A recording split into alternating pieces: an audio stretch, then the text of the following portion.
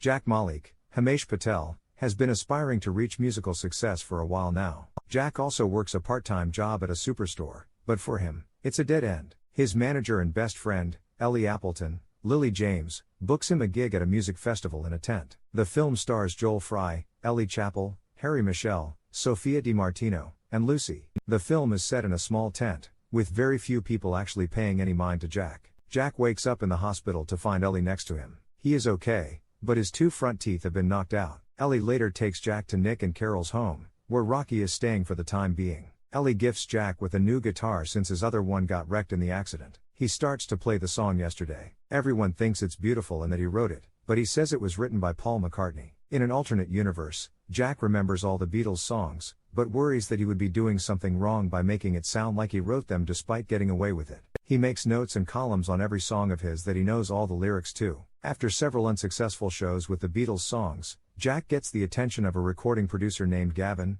Alexander Arnold, who loves what he's heard. He invites Jack and Ellie to record some songs. Jack performs I Wanna Hold Your Hand with Ellie singing backup. He then records a few more songs, which start to get radio play. This gets the attention of none other than Ed Sheeran. Jack joins Ed on their tour, accompanied by Rocky as a roadie. During one show in Moscow, a man, Leo, Justin Edwards, listens to Jack's music and has a bewildered look on his face. Jack and Ed spend a lot of time together, and Ed even challenges him to create a new song to play to an audience. Ed admits that Jack is way better than he is, although Jack doesn't want to take that credit. After playing a couple more Beatles songs, Jack is approached by Ed's manager, Deborah Hammer. She offers to sign Jack to her label, but is super blunt about how the label will acquire most of the money he makes. Jack's stardom rises quickly after signing under Deborah. He and Rocky get chased through the streets by rabid fans. He even dreams that he is on James Corden's show. One Man Only is based on a true story. The movie is about Jack White's life and career. The film is directed by Michael Douglas. Jack can't remember the lyrics to Eleanor Rigby, Penny Lane,